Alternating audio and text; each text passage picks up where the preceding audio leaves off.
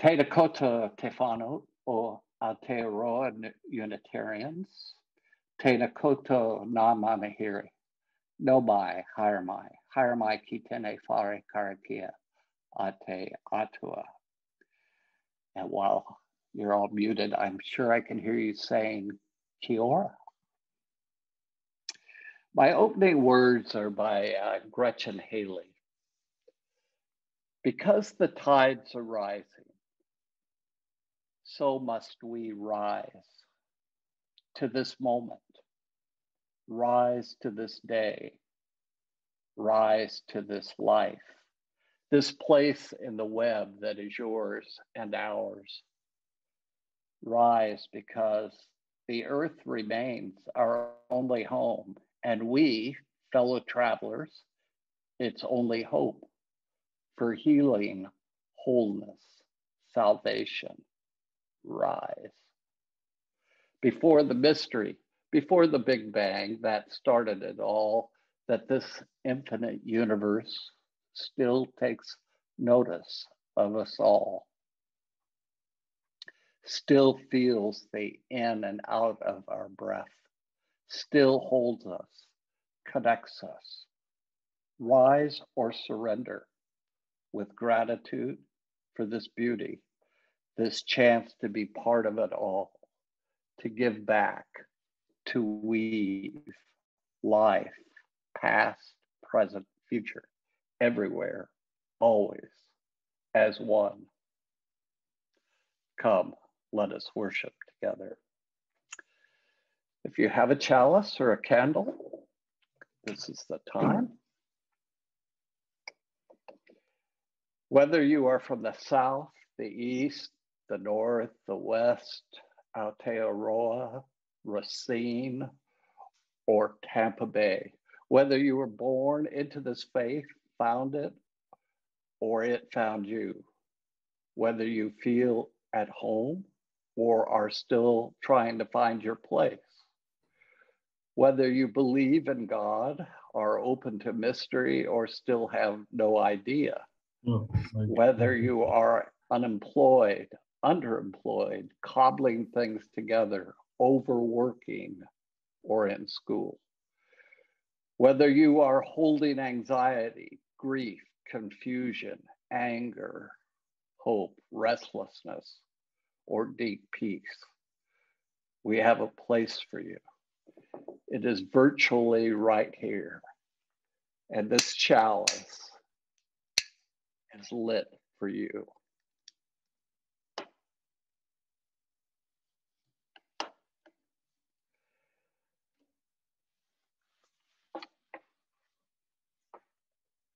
And now it's time for our usual singing of Spirit of Life. And since you're all on mute, and this particular video shows you the words in case you've forgotten, let us sing Spirit of Life.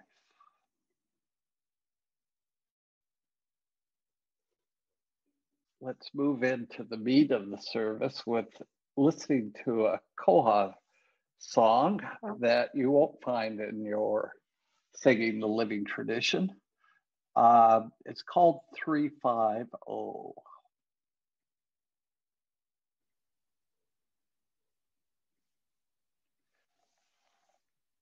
Last week, when I spoke about not believing everything you think, I indicated it was kind of the preliminary to occasional talks on the issue of our most urgent crisis, the destruction of our environment. So I thought I'd jump right in and for my second talk, focus on that as promised. So it's been a very interesting week. And like many teachers have acknowledged, they learned more by teaching than they did by being a student. I've learned a lot this week, and some of it's blown me away, some of it's depressed me, some of it's given me hope. Some of all of that may come out in my thoughts today. I want to begin with a fairly long reading by Elizabeth Kolbert, but it's a very interesting story, or at least I think so. It's a chapter called Down the Upriver. Rivers make good metaphors, too good perhaps. They can be murky and charged with hidden meaning, like the Mississippi, which to Twain represented the grimmest and most dead earnest of reading matter. Alternatively, they can be bright and clear and mirror-like.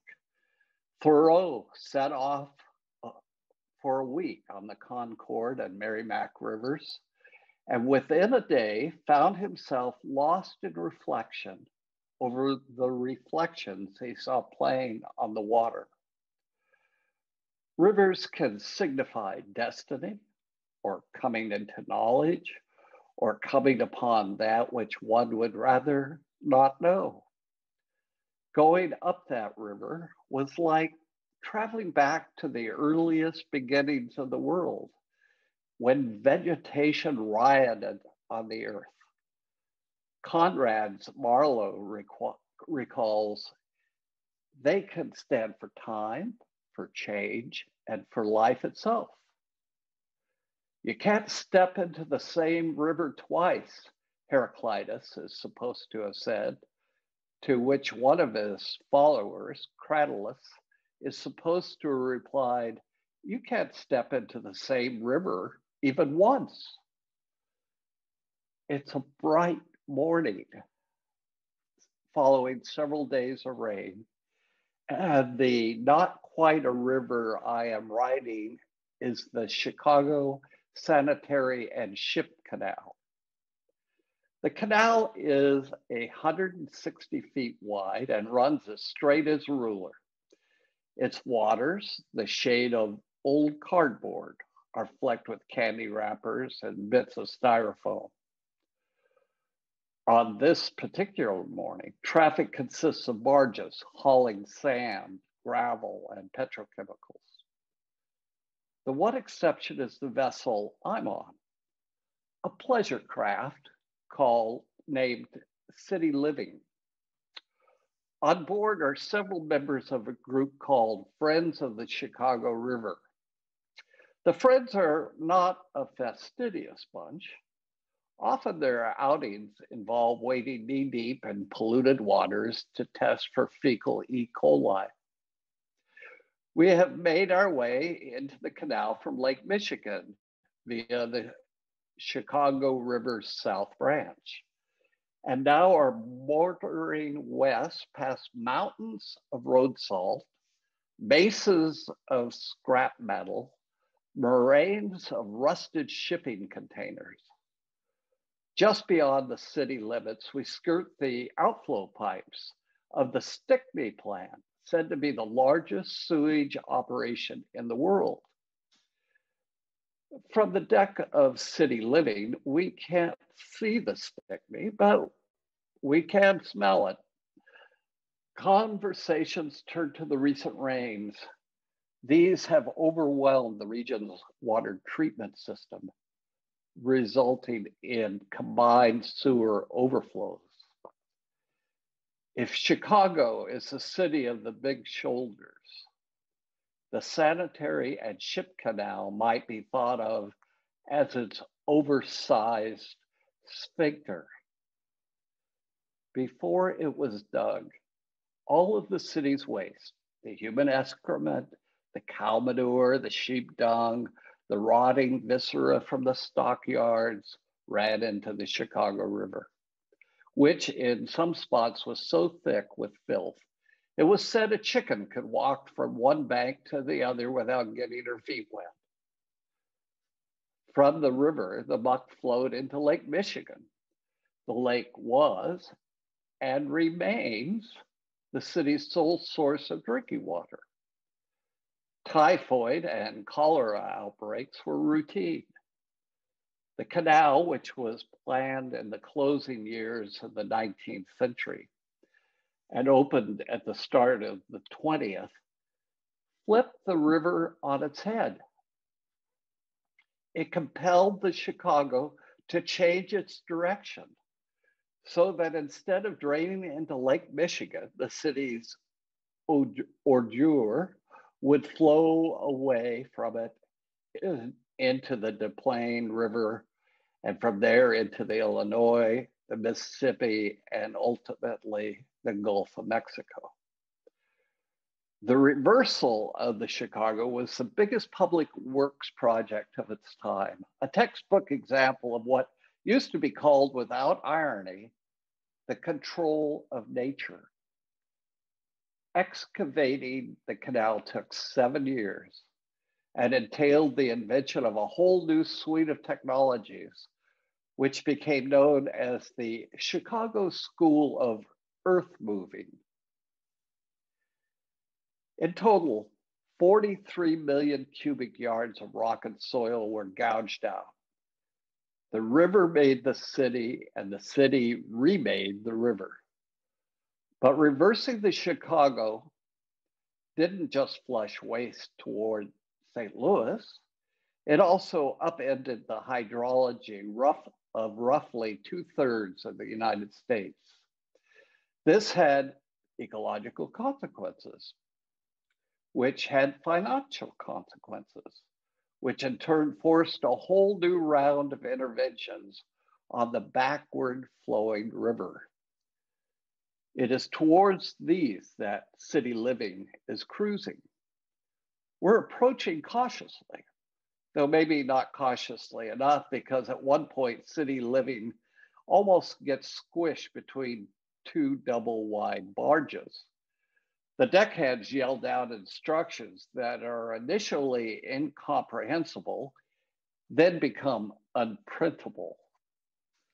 About 30 miles up the downriver, or is it down the upriver, we draw near our goal. The first sign that we are getting close is a sign. It's the size of a billboard and the color of a plastic lemon. Warning, it says, no swimming, diving, fishing, or mooring. Almost immediately, there's another sign in white. Supervise all passengers, children, and pets. Several hundred yards farther along, a third sign appears, maraschino red. Danger, it states. Entering electric fish barriers.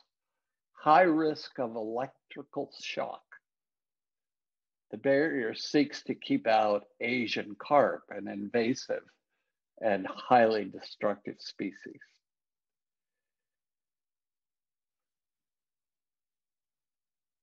That man should have dominion over all the earth and over every creeping thing that creepeth upon the earth is a prophecy that is hardened into fact, she says.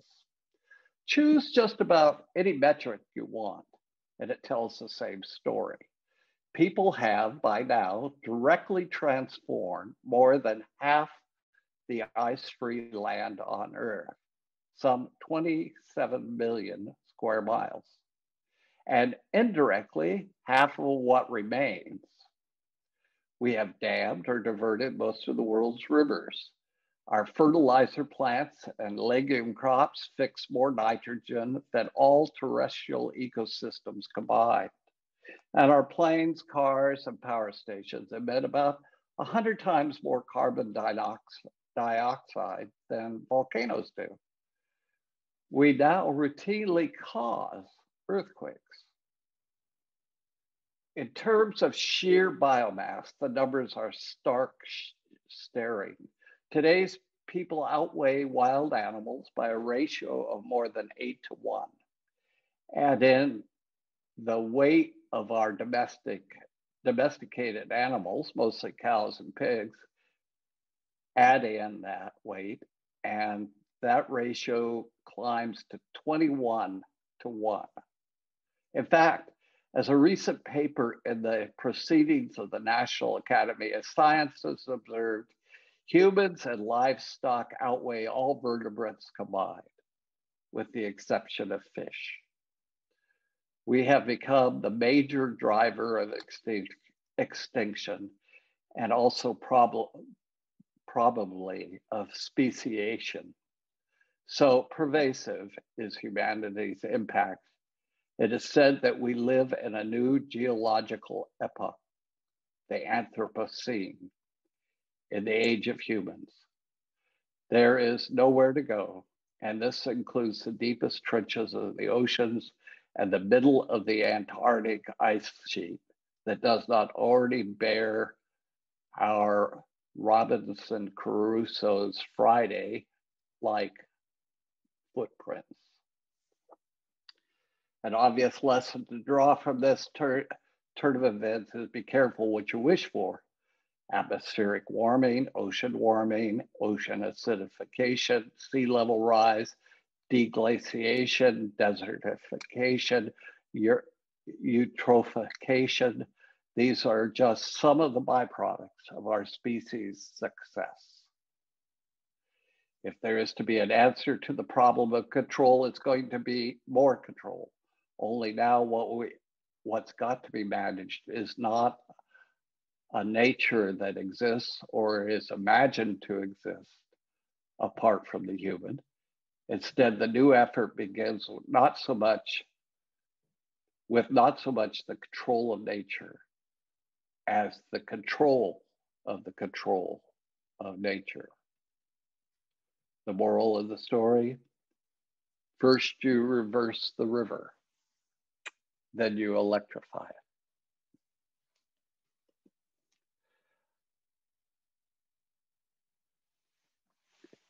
After I read that, I came up with the title of my musings. The road to hothouse hell is paved with good intentions. To continue with Elizabeth Kolbert's river metaphor, I'm reminded of a gift a friend who knew me too well gave me at the beginning of my ministry. It was a poster of a landscape featuring a river. The caption beneath it read, "Don't push the river." This intrinsically Taoist wisdom taunted me from its primacy of place on the wall facing my desk. All my stereotypic male traits wanted to move the river faster, straighten its meandering nature, keep it carefully constrained within its banks. There was way too much to be done to accept the river's natural pace. The river's course might be more picturesque, but posters be damned, it wasn't efficient or fit for purpose from my limited view. Time to push it. Turns out that over the hundreds of millennia of human existence, and certainly since the beginning of the Industrial Revolution in Great Britain circa 1760, pushing the river has been the expected norm. It was bad enough when I was born, and now there are over 5 billion more of us than then, pushing the river to make our lives better, or so we intend. Turns out the river is a whitewater rapid when compared to the human capacity to recognize and respond to how our good intentions are paving the way to our extinction. I was 13 when marine biologist Rachel Carson jump-started the contemporary environmental movement, publishing Silent Spring in 1962. The warning of the dangers of using chemical pesticides such as DDT. It might efficiently kill bugs, but it also destroyed the ecosystem birds need, killing them as well. Not to mention also endangering human health. It was not until I was 24 that DDT was finally banned in the US over the strenuous objection of major petrochemical companies. I was 40 before it was banned in New Zealand. I find it ironic that the Swiss biochemist who established the effectiveness of DDT as a pesticide was awarded a Nobel Prize the year before I was born. As serious as the use of DDT was, it is only a blip on the radar of what faces our survival on the planet now.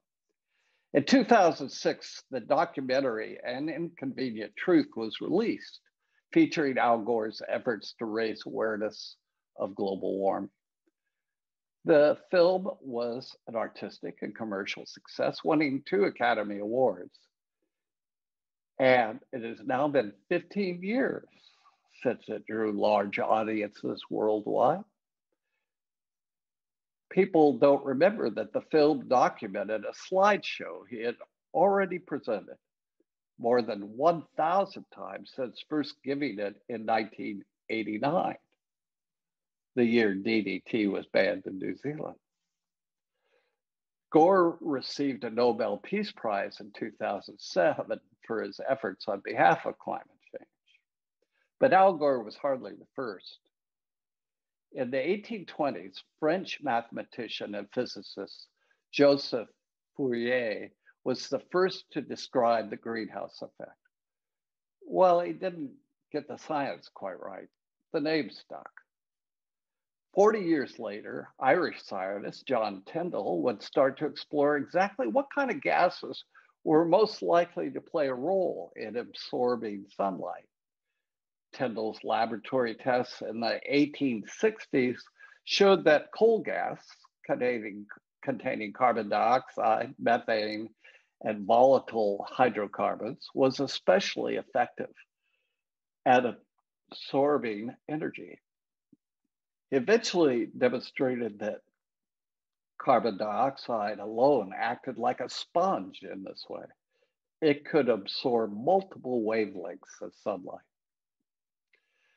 By 1895, Swedish chemist Svante Arrhenius became curious about what would happen if carbon dioxide levels were doubled. The possibility seemed remote at the time, but his results suggested that global temperatures would increase by 5 degrees Celsius or 9 degrees Fahrenheit. By the 1930s, at least one scientist would start to claim that carbon emissions might already be having a warming effect. British engineer Guy Stewart Callender noted that the United States and North Atlantic region had warmed significantly on the heels of the Industrial Revolution. Callender's calculations suggested that a doubling of carbon dioxide in Earth's atmosphere would warm Earth by 2 degrees Celsius or 3.6 degrees Fahrenheit. He would continue to argue into the 1960s that a greenhouse effect warming of the planet was underway. While Callender's claims were largely met with skepticism, he managed to draw attention to the possibility of global warming. That attention played a part in garnering some of the first government-funded projects to more closely monitor climate and CO2 levels.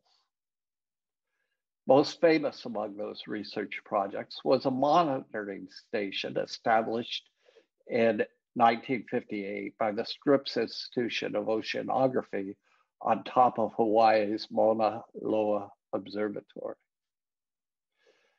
Scripps geochemist Charles Keeling was instrumental in outlining a way to record carbon dioxide levels.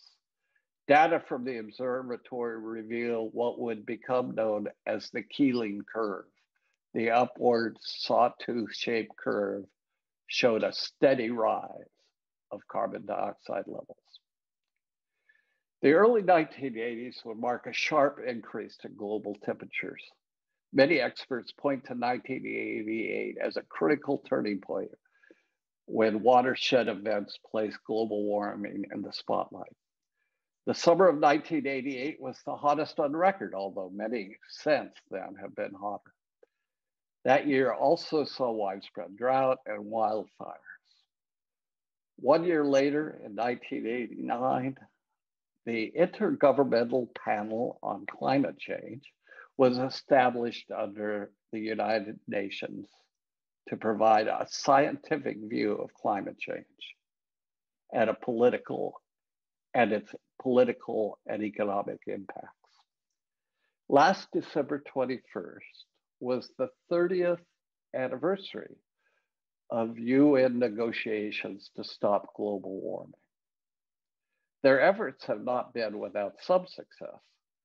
3 multinational treaties were put in force, the last being the Paris Climate Agreement in 2015, the backbone of which is to prevent a 2 degrees Celsius global temperature increase. There are positive signs. From 2016 through 19, 64 countries, including most wealthy nations and 1/3 of the middle income bracket, slashed roughly 160 million metric tons of carbon dioxide per year, thanks to a slate of roughly 2,000 new climate laws worldwide. Unfortunately, keeping the planet from warming to a maximum of 1.8 Celsius above pre-industrial levels requires multiplying those cuts by 10 to roughly 2 billion metric tons per year by 2030. No worries. We have 9 years to reach that goal. Clearly, urgency is required by governments and business. We need to claim our political and economic power to push them while we stop pushing the river. By which I mean we can't continue nurturing our cognitive bias that climate change is naturally occurring and we are powerless to stop it. There is no debate in the scientific community that global warming is caused by our good intentions to live lives of comfort and convenience, even as we divorce ourselves from nature, of which all Unitarians know we are a part. We can't stop creating the problem we created. I'm sorry, we can stop creating the problem we created, no matter what the cost, or we may become extinct. Well, that's your food for thought and conversation. So I'm going to put you into breakout groups for a little while. And consider these conversation starters. How does the immensity of the problem of global warming affect you?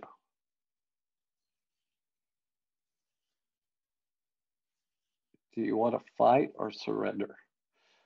What does not pushing the river mean in your life? So I'll send you off into breakout. I hope you'll join in and come back when it's over.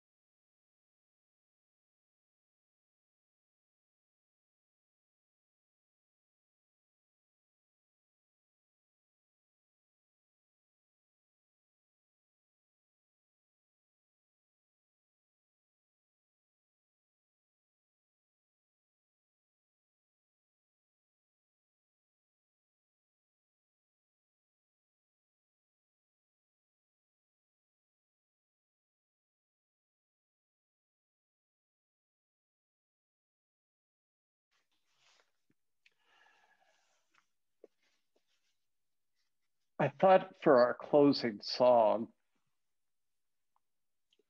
I would have another one that's not in our Singing the Living tradition.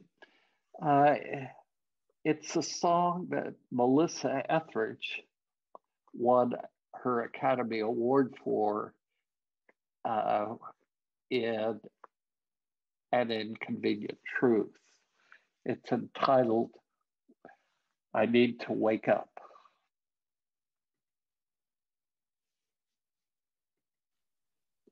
She sang that 15 years ago. I think we've laid in bed long enough, don't you? It's time to wake up and get up. Now it's time to extinguish our chalice. We extinguish this flame, but not the light of truth, the warmth of community, or the fire of commitment. These we carry in our hearts until we are together again. As we go forth, may we truly and deeply value the inherent worth of all in this awesome, interconnected web of existence. May we commit ourselves to a new way, and may we hold our commitments and each other gently, yet firmly. Have a good week. Perhaps some of us will be meeting in person next Sunday. We can hope. If not, we'll be here. And we'll be here for those who couldn't meet with us in person anyway at 11 o'clock. But we'll watch your newsletter for further information about next Sunday.